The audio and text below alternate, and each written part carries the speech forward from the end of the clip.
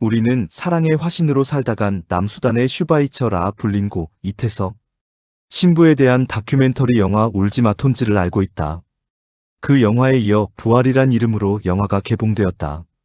이 영화는 이태석 신부가 48세의 대장암으로 세상을 떠난 지 10년 뒤 어린 제자들이 성장하며 벌어진 기적을 조명한 영화다.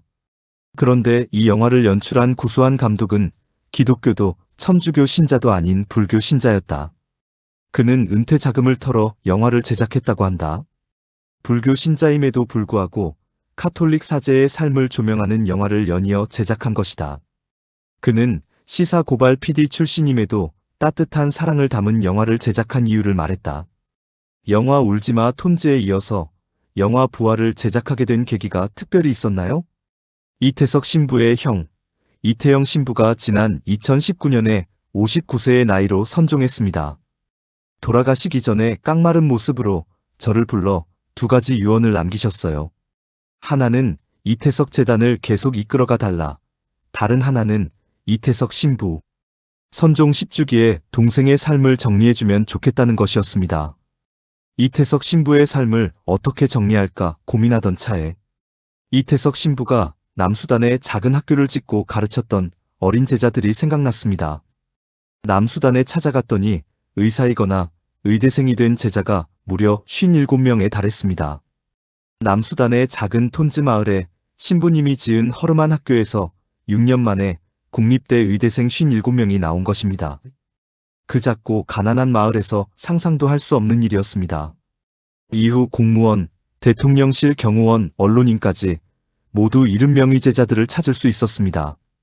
더 중요한 것은 이 아이들이 먹고 살기 위해 의사가 된 것이 아니라 신부님 때문에 의사가 됐고 신부님처럼 살아가겠다는 이야기를 하는 거예요. 제자들이 병원에서 진료하는 모습을 보니 먼저 어디가 아프세요? 라고 묻는 것이 아니라 환자 손부터 잡는 거예요. 가는 곳마다 손을 잡고 개인적인 이야기를 나눈 뒤 진료를 하기에 그 이유를 물었습니다. 그랬더니 제자들이 이태석 신부님이 해오던 진료 방법입니다 라고 답하더군요. 아이들이 신부님의 삶을 그대로 살고 있구나 하는 생각에 너무 기뻐서 영화를 본격적으로 만들기 시작했습니다. 어느 날은 이태석 신부 제자들이 한센인 마을에 가서 봉사 진료를 했어요. 60명 정도 사는 마을인데 환자 300명 정도가 모였어요. 의사가 없으니 주변 마을에서 다 소식을 듣고 찾아온 거예요. 제자들이 아침부터 저녁까지 하루 종일 밥을 굶으며 진료를 했어요. 어느 환자는 12년 만에 진료를 받았다고 하더군요. 환자에게 의사가 당신 손을 잡았을 때 기분이 어땠습니까? 라고 물었더니 이태석 신부님이 저희 곁에 돌아온 것 같습니다 라고 답했습니다. 제자들은 신부님이 우리 옆에 계신 것 같았습니다.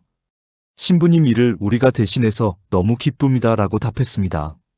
단순히 제자들이 좋은 일을 했다는 게 아니라 이태석 신부의 사랑의 표현이 제자들을 통해서 계속 이어가는구나. 바로 이것이 부활의 의미였구나 하는 생각이 들었습니다.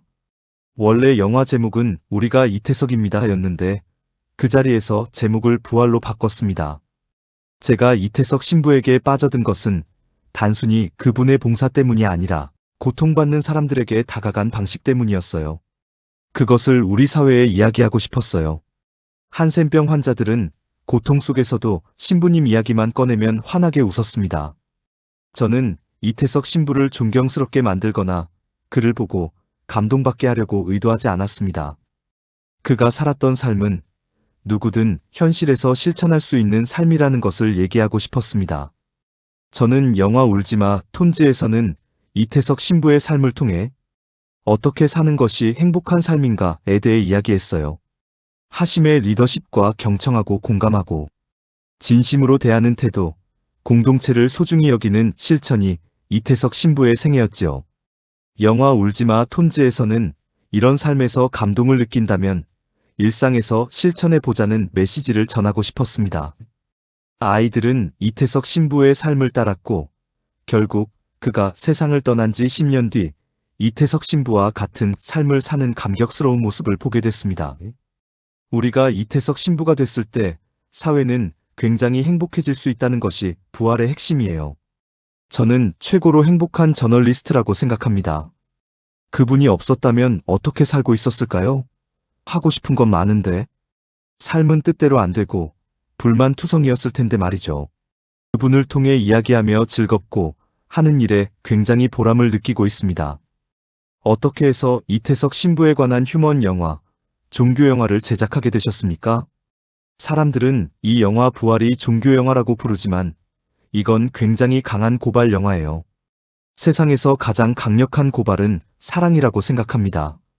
수많은 고발 프로그램을 제작해도 누군가를 변화시키는 건 어려웠는데 이 영화를 통해 많은 분들이 변화하는 모습을 보았습니다. 이 영화를 통해 우리 사회의 하나의 기준을 제시했다고 생각합니다. 성직자의 성폭력 문제, 권력 분쟁, 세습 이슈가 나올 때마다 이태석 신부처럼 살아야 하지 않겠느냐라는 글들이 나왔습니다. 이태석 신부가 성직자에 대한 하나의 기준이 됐다고 생각했습니다. 일부 의료진들과 교사들, 정치인들에 관한 사회적 문제가 터져나올 때에도 의사로서, 교육자로서, 지도자로서의 바람직한 상으로 귀감이 되더라고요. 개인적으로는 영화 흥행보다도 이런 부분에서 큰 보람을 느꼈습니다. 감독님은 불교 신자라고 들었습니다. 카톨릭 사제인 이태석 신부에 관한 다큐멘터리 영화를 계속 제작하는 이유가 있으신가요? 종교의 역할이 무엇일까요? 절망하는 사람들에게 희망을 줘야 하는데 이태석 신부는 그 삶 그대로였습니다. 법복 입은 스님이든 예복 입은 목사든 사제복을 입은 신부든 종교는 사람들에게 희망을 주고 사람들이 의지할 수 있는 역할을 해야 한다고 생각했는데 신부님의 삶을 보며 그것을 느꼈습니다.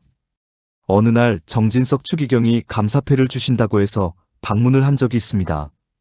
대화 중에 저는 톤즈 마을에서 예수를 보았습니다 라고 말했습니다. 이상하잖아요. 불교 신자가 예수님을 보고 왔으니까요.